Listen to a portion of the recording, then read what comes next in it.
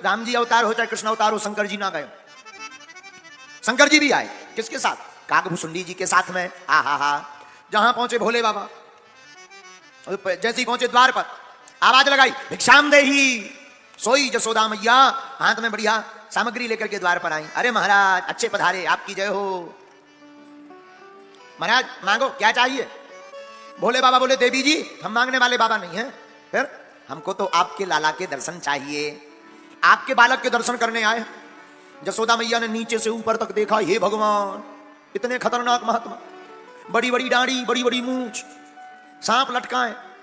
अरे महाराज हमारो लाला आपको मुंह देखेगा वो डर जाएगा, हम अपने छोरा को नहीं लाएंगे। भोले बाबा बोले, देखो देवी जी, माता जी, हम तो आपके छोरा के दर्शन करने को ही पधारे हैं, और कोई उपाय नहीं है। जसोदा मैया बोली, महाराज कुछ भी हो जाए हम दर्शन तो नहीं देंगे, आप दान ले लो, हीरा ले लो, जवाहरात ले लो, मोती ले लो, हम तो कहते एक आध गांव ले लो, गंगा ले लो, पर छोरा के दर्शन ना करवाएंगे। शंकर जी बोले, माता जी जानती नहीं हो महात्माओं की हट कितनी कठोर होती है, साधु हट कर ले तो गड़बड़ हो जाता है। जसोदा मैया हाथ जोड़ के बोली, सुनो बाबा जी, महात्माओं भर की हट खतरनाक नहीं होती, त्रिया हट भी खतरनाक होती है। नंद बाबा भीतर बैठे बैठे सब सुन रहे थे। भोले बाबा ने विचार करो, हे भगवान इस बार तो मैया बड़ी खतरनाक है, पिछली बार राम अवतार में तो बड़ी जुगत से चले गए थे, राम अवतार में भी शंकर जी को जुगत का प्रयोग करना पड़ा। कौन सी जुगत? ज्योतिषी का भेष। राम अवतार में भगवान शंकर राम जी के दर्शन के लिए ज्योतिषी का भेष बनाते, और राम और कृष्ण अवतार की एक हम विचित्र स्थिति बताएं। राम अवतार में राम जी के दर्शन के लिए शंकर जी को रोना पड़ा, कृष्ण अवतार में शंकर जी के दर्शन के लिए भगवान कृष्ण को रोना पड़ा। राम अवतार में लंबी लाइन में शंकर जी लगे, काकभूषुंडी जी भी लगे, लंबी लाइन में जल्दी जल्दी चले जा रहे। दूर से ही देखा, भगवान ने भी देखा, शंकर जी ने भी देखा, ठीक से नजर नहीं मिला पाए, ठीक से देख नहीं पाए, आंखों से आंसू बहाते हुए सरजू जी के किनारे आ गए। आहा, रोने लगे, सरजू जी के किनारे बैठकर रोने लगे, आंखों में आंसू आ गए। हे सरकार आपके दर्शन ना हो तो क्या काम का आपका होता, तो हम तो आपके बिना रह नहीं पाएंगे। तो काकभूषुंडी जी ने एक उपाय बताया, रो मत, एक काम करो। बोले क्या? ज्योतिषी बन जाओ, आप तो सब जानते हो, ज्योतिषी का भेष बनाओ, चमत्कार का महिमा फैलेगी, सोई अपन को जो है दशरथ भवन में बुलाया जाएगा, दशरथ महाराज जी बुलाएंगे, पक्का है। अब भोले बाबा जैसा कोई ज्योतिषी हो, आप मन में विचार करो, जो तीनों लोगों की जानते हैं।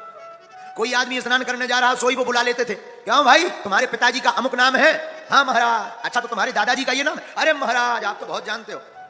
धीरे धीरे पूरी अयोध्या में हल्ला हो गया, एक ज्योतिषी नंबर 1 को है, बहुत ज्ञानी, जो कहता है वो सत्य निकलता है। माता कौशल्या को पता लगा कि कोई ज्योतिषी है, कोई आचार्य है, बड़ा विद्वान है। माता कौशल्या ने भी खबर दी कि हमारे बालक की हस्तरेखा देखने पधारो। जहां बुलावा आया सो फिर आंखों से आंसू छलक गए, सरकार ने बुला लिया। भगवान शंकर दशरथ भवन के नजदीक आए, महल में प्रवेश होने लगे। द्वारपालों ने कहा कि आप 2 लोग हो, ज्योतिषी कौन है? शंकर जी बोले हम। बोले केवल आप ही जा पाओगे, दूसरे वाले नहीं। काकभूषुंडी जी बोले देख लो गुरु जी हम छूट रहे। शंकर जी बोले कोई बात नहीं, इंतजार करो। काकभूषुंडी जी कान में बोले नहीं इंतजार नहीं, दर्शन तो होंगे तो साथ में होंगे, नहीं तो हम पोल खोल देंगे। अच्छा क्या पोल खोलोगे? हम बता देंगे कि ये ज्योतिषी नहीं है, ये तो शंकर जी है। बोले बाबा बोले नहीं ऐसा मत करो, अब कोई उपाय करते हैं, यहां तक आ गए तो अंदर भी जाने मिलेगा। द्वारपालों से भगवान शंकर बोले सुनो, हम तो मस्तक रेखा देखकर जानते हैं, हस्तरेखा देखकर जानते हैं, लेकिन ये जो हमारा चेला है ये पैर की रेखा देखकर जानता है। तो आप पूछ के आओ कि पैर की रेखा दिखवानी है या नहीं। तो माता कौशल्या के पास में द्वारपाल आया, बोले ज्योतिषी 2 है, एक मस्तक रेखा देख के जानता है, एक पैर की रेखा देख के जानता है, मस्तक वाले भर को बुलाएं या पैर वाले भर को बुलाएं? कौशल्या माता बोली दोनों को बुला लिया जाए। दोनों अंदर आए, और जैसे ही राम जी को हाथ में गोद में लिया, राम जी बोले, रघुनाथ जी बोले कैसे हो? बोले बाबा बोले ठीक है। आंखों में फिर आंसू बह गए, भराए। राम जी बोले चिंता मत करो, इस बार हमारे दर्शन के लिए आपको रोना पड़ा, द्वापर युग में आपके दर्शन के लिए हम रोकर के अपना बदला चुकाएंगे। ये समानता है रामचरितमानस और श्रीमद् भागवत पुराण की, यही अद्भुतता है, अद्भुत विषमता है। आहा क्या कहना। भगवान शंकर द्वार पर पहुंचे, यशोदा मैया ने कहा महाराज एक बात और, जब बात उठी है तो पूरी बात बोलो। क्या आपने कभी विचार किया कि भगवान राम दिन में आए, भगवान कृष्ण रात में क्यों आए? रात को वो भी 12 बजे, कम से कम 3 बजे आ जाते, सुबह आ जाते ब्रह्म मुहूर्त, या 8-9 बजे 7-8 बजे फ्री हो जाते, 12 बजे ही क्यों? हुआ क्या? मास दिवस कर दिवस भा मरम न जानिए को, रथ समेत रवि था कयो, निशा कवन विधि हो। क्या हुआ?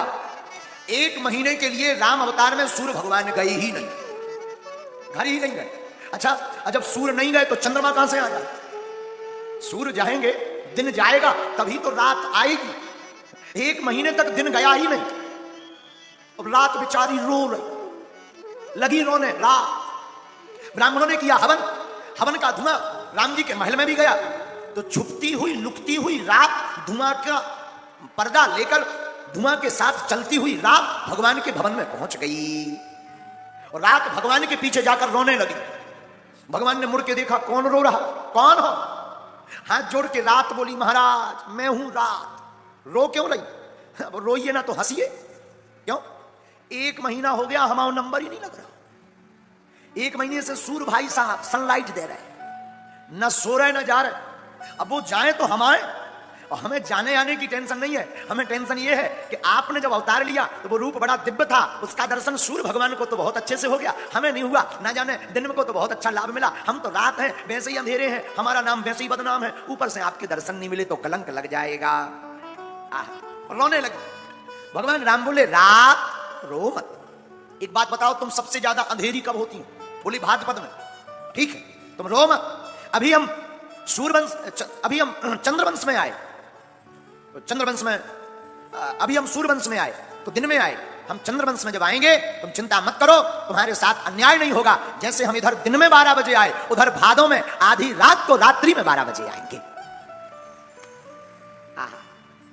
ये भगवान का स्वभाव है, यही भगवान की कृपा है। भगवान किसी के साथ भी अन्याय नहीं करते, अधर्म के साथ भी नहीं, धर्म के साथ भी नहीं। इसी का नाम मोक्ष है। जो जीते जी सुख और दुख की समान अवस्था में रहे, इसी का नाम मोक्ष है। इसलिए भगवान मोक्ष देने वाली परमात्मा है। लेकिन हम बात तो वही कहेंगे, ये कितनी भी लीलाएं कर लें, बंसी को बजाना खेल भी है, पर धनुष उठाना खेल नहीं। ये कितने भी वचन पूरे निभा ले ठाकुर जी, वचन पूरे निभा रहे राम अवतार के। अच्छा, राम अवतार का एक और भगवान कृष्ण ने वचन निभाया। क्या? मिथिला में जब भगवान पहुंचे, मिथिला में गोस्वामी जी ने वर्णन किया धनुष भंग के पहले। चौपाई बहुत प्यारी। जाकी रही भावना जैसी, प्रभु मूरत देखी तिन तैसी। मिथिला में राम जी के रूप को देख करके मिथिला की रानियां मोहित हो गई, प्रसन्नचित हो गई, गदगदता में भर गई। आनंद का पारावार नहीं रहा, प्रेम उमड़ पड़ा, भाव उमड़ पड़ा। तो मिथिला की रानियां राम के रूप को देख करके, निहार करके रानियां कहती हैं, क्या काश हमें ये स्वीकार कर लेते, बड़ी कृपा होती। भगवान ने कहा, अभी तो नहीं कर सकते। बोले क्यों? बोले अभी तो हमारे एक ही विवाह होगा, लेकिन तुम लोगों का मनोरथ व्यर्थ नहीं जाएगा। जब हम द्वापर युग में कृष्ण बनकर आएंगे तब हमारे अनेक विवाह होंगे, तब तुम सब हमारी रानियां बन सकती हो। ये भी भगवान कृष्ण ने काम पूरा किया। तो द्वार पर शंकर जी पहुंचे, आवाज लगाई, यशोदा मैया आई, महाराज हम आपको अपने छोरा के दर्शन नहीं करवाएंगे। क्यों? आपका विकट भेष, हमारा छोरा डर जाएगा। माता जी, साधु हट खतरनाक होती है। महाराज त्रिया हट उससे ज्यादा खतरनाक हो। माता जी सुनो, आप अपने छोरा का दर्शन अभी नहीं कराओगे, आज नहीं तो कल छोरा बड़ा तो होगा, बाहर निकलेगा, तब हम दर्शन कर लेंगे। यशोदा मैया भी कम नहीं, बोली महाराज सुनो, हमारे यहाँ 1-2 दरवाजे नहीं है, ऐसे 999 दरवाजे हैं। आप यहाँ समाधि लगाई रहना, हम ये कभी दरवाजा खोलेंगे ही नहीं। ओहो, भोले बाबा गोकुल में आकर बैठ गए, सोचने लगे। भगवान ने कहा तो था कि अगली बार हम ऋण चुकाएंगे, देखते हैं ऋण चुकाते या नहीं। ध्यान करने लगे, और भगवान तो कर्जा किसी का रखते नहीं।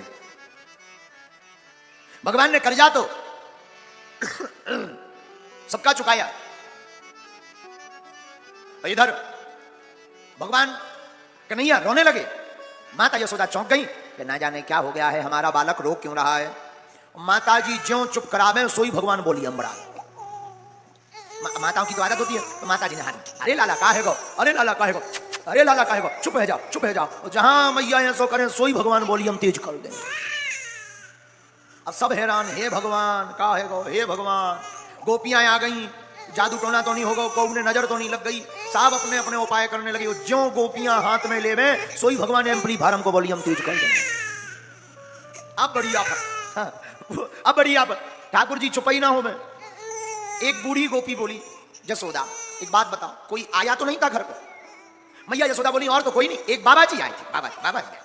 बाबा जी थे, लंबी लंबी दाढ़ी, बड़े बड़े जटा, सांप भी लटका। अच्छा, कुछ कहा उन्होंने? हाँ, कह रहे थे दर्शन करवा दो, नहीं करवाओगे तो हम नहीं जाएंगे। तो बूढ़ी गोपी बोली, हमें लगा तो उसी बाबा ने जादू टोना कर दिया है। भगवान कृष्ण रो भी रहे और मन ही मन हंस भी रहे कि हम दुनिया भर के जादू टोना हटा ही और हम पर भी कोई जादू टोना कर जाएगा क्या? लेकिन भगवान लीला कर रहे हैं। और जोर से लगे जादू टोना को नाम सुन के, और जोर से किलकारी मारी। जहां जोर से रोए सोई गोपियां समझ गई हैं जादू टोना को नाम लो, वॉल्यूम बढ़ रहा हो, इतना ही लफड़ा है। ढूंढो महात्मा जी को बुलाओ। कहां है? ब्रज में ढूंढा गया। गोकुल में एक वृक्ष के नीचे भगवान शंकर बैठे हुए थे। गोपी गई, महाराज आपको हमारी मैया ने बुलाया है, यशोदा रानी ने। भोले बाबा बोले हम किसी के घर नहीं जाते। तब ताक भुसुंडी जी ने कान में कहा, उसी घर से बोलो आया जहां सरकार है। अच्छा चलो। हाँ गोपी ठीक है चलो। शंकर जी आए। भगवान पहले रो रहे थे, लेकिन भोले बाबा को देखकर जैसे ही भोले बाबा गए, क्या हुआ मैया? महाराज जब से आप गए हो हमारा बालक रो रहा है, लाओ हमारे हाथ में। जहां ठाकुर जी भोले बाबा के हाथ में आए, सोई ठाकुर जी ने रोना बंद कर दिया। भगवान शंकर जी बोले आपको रोना पड़ा। ठाकुर जी बोले पिछली बार आप रोए थे, इस बार हम रो लिए, हिसाब बराबर हो गया।